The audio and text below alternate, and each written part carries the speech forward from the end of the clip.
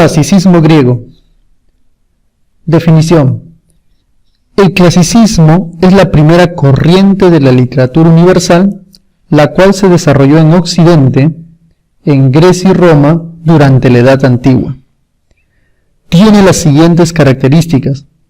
La obra se inspira en los mitos, como es el siglo troyano, conjunto de mitos relacionados con Troya, o del siglo tebano, leyendas relacionadas con Tebas, Layo, Edipo y sus descendientes. Predestinación o fatalismo. El destino de los personajes están fijados por una fuerza inevitable. Tal tenemos el ejemplo de Edipo, que va a querer huir constantemente de la predestinación de casarse con su madre y matar a su padre. Por más giros que tenga la trama, al final el suceso se realiza de forma inevitable. Búsqueda de la belleza, mediante la armonía entre forma y fondo. El estilo del lenguaje está determinado por los temas o asuntos. Por ejemplo, la epopeya requiere un lenguaje elevado, la tragedia un lenguaje solemne y la comedia un lenguaje coloquial. Didáctico. Existe un afán de inculcar valores. Racionalismo. Se evidencia una religión racionalizada.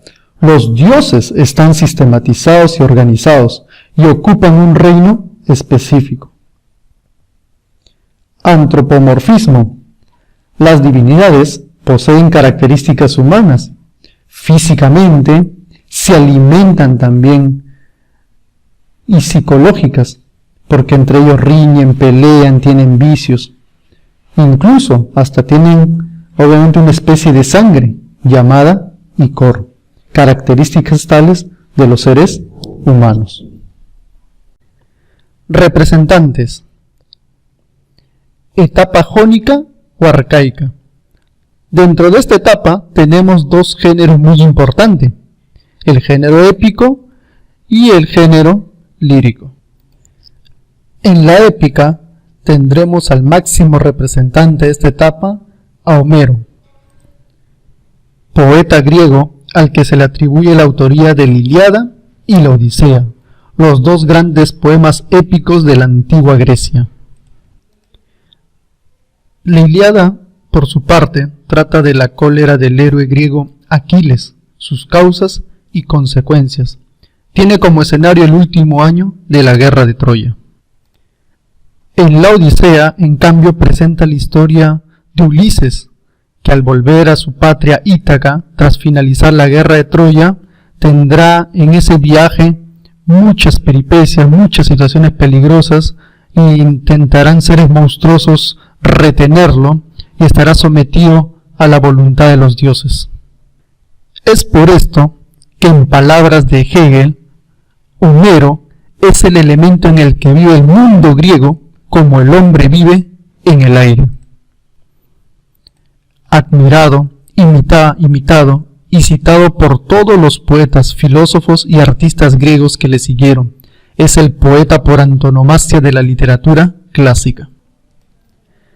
Aunque son varias las vidas de Homero que han llegado hasta nosotros, su contenido, incluida la famosa ceguera del poeta, es legendario y novelesco.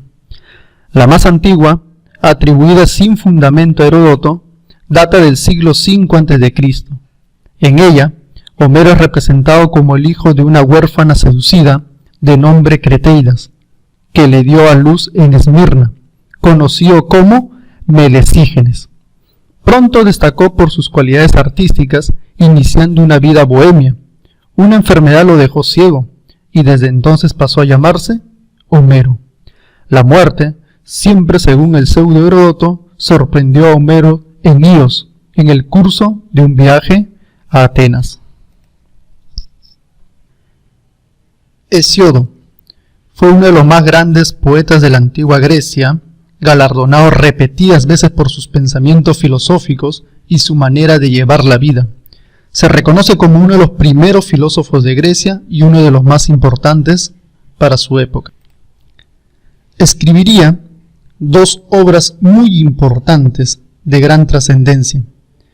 La primera, la Teogonía, que trata de la genealogía de los dioses griegos, explica racionalmente el sentido del mundo divino, su trayectoria desde un desorden inicial, el caos, hasta el supremo reino de Zeus, que encarna la justicia y el orden cósmico. La segunda obra se titularía Los trabajos y los días. Es una epopeya didáctica, trata de la vida y trabajos cotidianos como la agricultura, la apicultura y el arte de la navegación.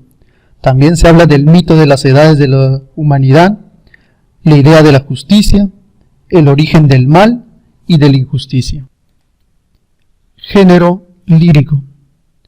Se le conoce con este nombre porque en la antigua Grecia se cantaba y era acompañado por un instrumento llamado lira.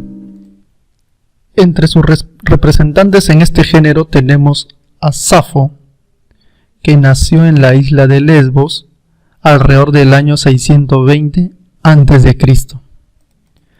Su poema más conocido tenemos la Oda a Afrodita. Pues bien, el contenido del poema es un ruego que hace nuestra escritora a la diosa del amor, Afrodita, para pedirle ayuda. ¿Cuál era esa ayuda? Atraer hacia ella un amor renegado. En este caso sabemos que la amada es una mujer. ¿Una mujer?, se preguntarán. Lo cierto es que Safo amó tanto a mujeres como a hombres, algo que entre los antiguos griegos se consideraba habitual y se normalizaba. Es por ello que su lugar de nacimiento, Lesbos, daría origen al término lesbianismo. Otro representante del género lírico lo tenemos con Píndaro, que nació en Cynocéfalos, actual Grecia, en el 518 a.C., poeta lírico griego que de su extensa producción se ha conservado 45 odas triunfales o epinicios. ¿Qué es un epinicio? Es un canto de victoria o himno triunfal en honor de atletas y héroes. Análisis de la Ilíada. Características. Género épico, especie epopeya heroica, se divide en 24 cantos, narrador omnisciente, narración lineal, versos hexámetros, propio para la epopeya, número de versos 15.674, uso de epítetos, Aquiles, el de los pies ligeros, Héctor, de tremolante casco, Ulises, asolador de ciudades, Agamenón, pastor de hombres, Zeus, el que amontona las nubes, Hera, la de niveos brazos, Tetis, la de argentado pies, Atenea, la de ojos de lechuza, Néstor, el caballero gerenio, y Troya, ciudad de las anchas calles. Personajes aristocráticos y divinos.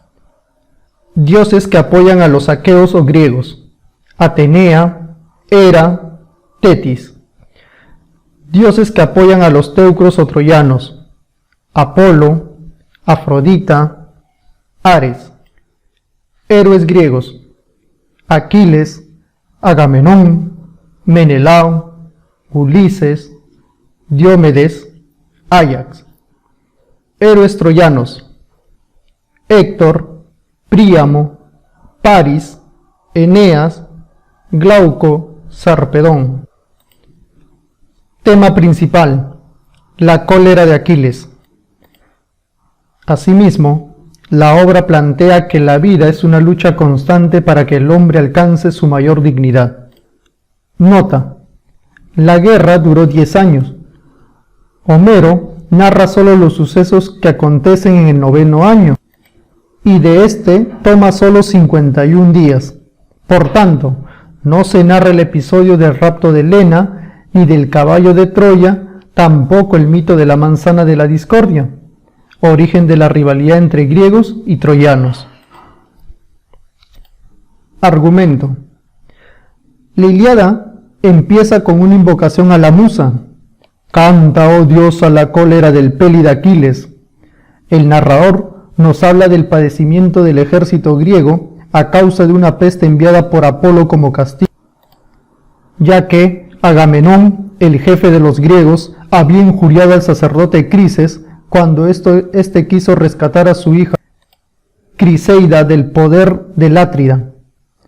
El adivino Calcas descubre a los príncipes griegos la causa del enojo de Apolo y la manera de aplacarlo: que Agamenón devuelva a Criseida a su padre Crises, a cambio de nada. Aquiles exige que Agamenón devuelva al esclavo, y Agamenón, para demostrar que es más poderoso, se apodera de la esclava de Aquiles, la bella Briseida. Entonces Aquiles, lleno de cólera contra Agamenón, se retira con sus soldados. Aquí podemos notar la primera cólera de Aquiles.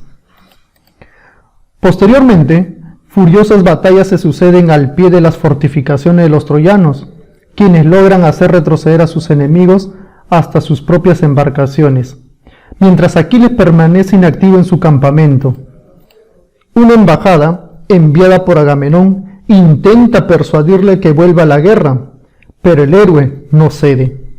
Entonces Patroclo, su amigo, le pide prestada su armadura y con ella, vestida, irá a la guerra aparentando ser Aquiles. La treta surte efecto y los troyanos regresan a refugiarse tras la muralla de su ciudad, pero la confianza de Patroclo le hace alejarse demasiado de sus compañeros y termina muerto por la espada de Héctor. Aquí veremos la segunda cólera de Aquiles. Llora desconsoladamente la suerte de su amigo. Regresa a la lucha para vengarlo con nueva armadura hecha por Hefesto. Se reanudan las hostilidades con mayor violencia.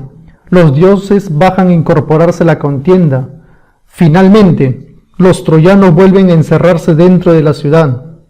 Héctor acepta su destino en un duelo. Aquiles lo mata. Aquiles amarra su cadáver a un carro y lo arrastra hasta su campamento, donde organiza unos fastuosos funerales para su vengado amigo Patroclo. Príamo, rey de Troya y padre de Héctor, acude a rogar la devolución de los restos de su hijo. Aquiles finalmente accede, y dentro de Troya celebran las honras fúnebres al cadáver de Héctor.